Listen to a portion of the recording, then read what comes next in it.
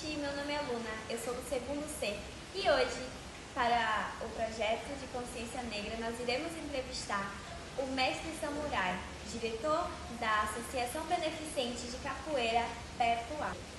Nos conte um pouco como foi sua trajetória, seu primeiro contato com a capoeira, que o senhor tem a nos falar sobre isso. Bom, primeiramente gostaria de agradecer, pelo convite, de estar batendo esse papo aqui com vocês, super interessante, que é um dia muito importante para todos nós, que é o Dia da Consciência Negra. E a minha trajetória foi o seguinte: vim de uma época, a gente tem que retornar, pensar na época que eu vivia.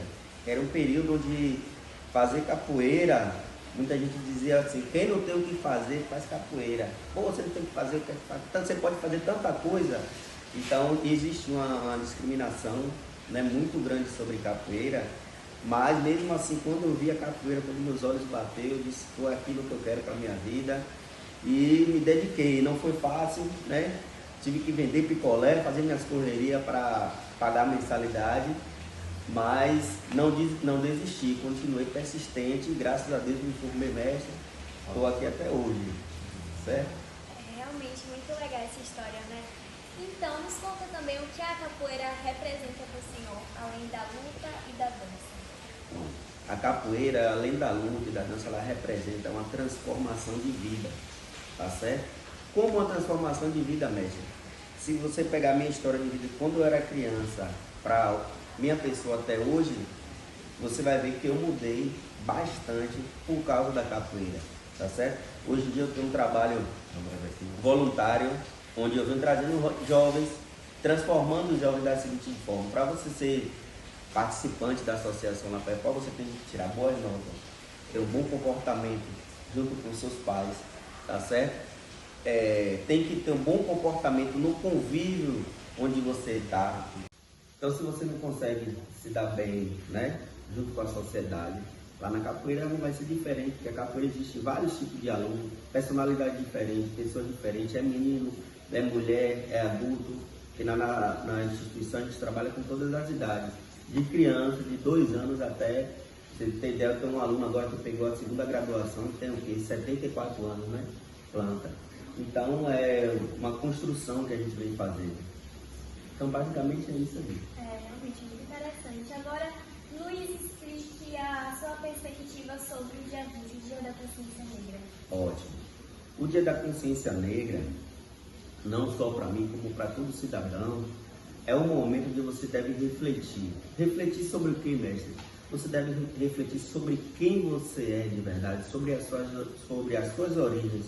Porque muitas das vezes você não sabe de onde você foi originado, Você fica, se você olhar para mim, você vai dizer que eu sou moreno. Não, eu sou negro. Você entendeu por que eu sou negro? Minhas raízes, minha descendência vem todas das raízes africanas, tá certo? Se você parar para analisar e refletir nosso contexto histórico, vários negros foram trazidos para cá.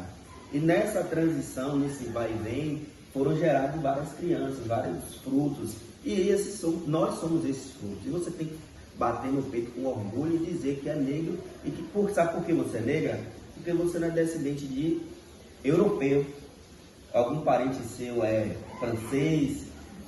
Não é. Então nós somos negros, nós somos descendentes de negros, porque o Brasil ele é todo negro.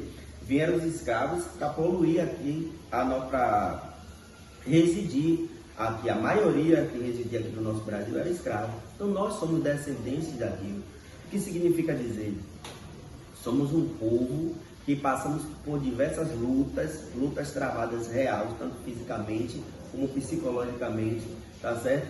E que conseguimos vencer. Por isso esse dia ele é importante. Você tem que entender que você é um dia de vitória. Mas o dia 20 de novembro, me perdoe, não era essa data que era comemorada. Era o dia 13 de maio. Por que o dia 13 de maio? Porque foi o dia que a princesa Isabel decretou a abolição da escravatura. Mas quem decretou a abolição? Uma princesa. Então nós negros não sentimos representados por uma princesa ser a representante, porque quem nos escravizou? Os príncipes, os reis, e eles nos libertam. Nós nos libertamos com a nossa resistência, lutando contra toda a opressão que existia naquela época. Na verdade, se você pesquisar mais a fundo, a maioria, quando a princesa Isabel decidiu abolir a escravidão, decidir que todos os negros seriam os escravos do dia para a noite naquele dia, a maioria já era liberto, já vivia em quilombolas, a grande quantidade de negros, alguns conseguiam a sua liberdade pagando, então a quantidade de escravos que existia na época era mínima, então ela já não tinha opção. Então ficou como se a princesa Isabel libertou os negros, que na verdade não foi. E hoje em dia a gente escolheu o dia 20 de novembro, que foi o dia de Zumbi, que foi o verdadeiro, um dos maiores guerreiros, lutadores contra a escravidão da época, tá certo? Zumbi foi um dos maiores, quem mais recebeu negro naquela época, e ele foi revolucionário, tá certo? Então nós, pela data de Zumbi, que foi a morte de Zumbi, dia 20 de novembro, ser comemorado o Dia da Consciência Negra é uma data que nos representa de verdade.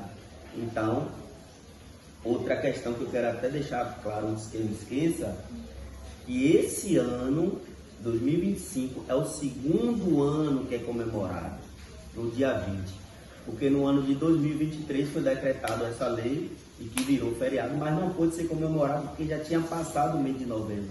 Então, no ano de 2024, se comemorou a primeira vez, né, como feriado, dia 20 de novembro, o Dia da Consciência Negra. E esse ano agora, que vai chegar em breve, né, dia 20 de novembro, vai ser o segundo ano que a gente vai estar comemorando, muito feliz de ser representado por Zumbi.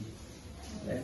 Realmente é uma história muito tocante, né, cheia de ancestralidade, de representatividade, realmente é de tocar o coração.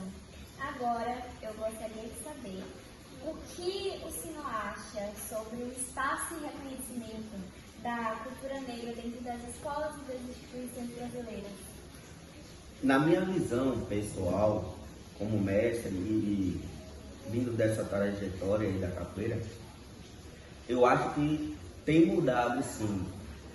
Os governantes têm olhado mais, né? Tem tido uma pequena mudança, na verdade, né? Sobre esse contexto da inclusão da capoeira nas escolas. Se você olhar para analisar, hoje em dia o governo estadual decretou que é lei a capoeira nas escolas. Ainda os governos municipais não aderiram, mas já foi um grande passo, né, revolucionário, onde introduziu toda a nossa história, todo o nosso contexto, que é a capoeira como transformação de vida. Eu sempre falo que transformação de vida porque a capoeira ela transforma a vida de verdade para aqueles que entendem o real sentido de ser capoeirista, tá certo? Então, eu acredito que tem mudado sim, vai mudar mais, bastante. Sim, tem muitas coisas que ainda precisam ser acrescentadas, até para os nossos governantes municipais também aderirem a isso, colocarem a capoeira de verdade na escola e que seja colocado não só esse dia 20 de novembro, mas em outros dias, para que a gente possa dialogar, debater sobre essa data, que é muito importante. E o que significa para o senhor ser um mestre de capoeira em um país onde o racismo ainda é algo tão presente? Pois é, boa pergunta, gostei. Ser um mestre de capoeira, vindo de uma luta tão constante, que ela ainda se mantém, na verdade, né? Significa para mim uma forma de expressão onde eu possa dar continuidade a toda essa revolução, a toda essa luta. Eu sou areia naquele imenso deserto, mas eu sei que através de mim outras pessoas podem ter o conhecimento real do que é capoeira, do significado da capoeira, da nossa resistência.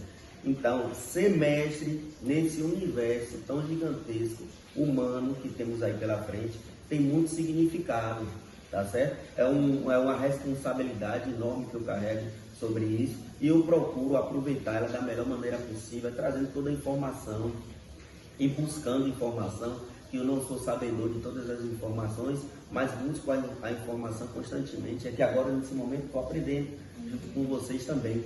Então, muita responsabilidade, tá certo? E me sinto feliz em poder estar transmitindo aquilo que eu aprendi com meus mestres que assim me ensinaram. Realmente. tem um peso, né, assim, o mestre, a figura de um mestre é realmente ensinar, passar conhecimento para os alunos, é realmente muito tocante. E o senhor já presenciou casos de racismo dentro desse universo da capoeira que o senhor está há tanto tempo? Sim. Veja bem, o racismo ele existe constantemente. Muitas das vezes a gente tem que entender que o racismo ele existe por falta de conhecimento.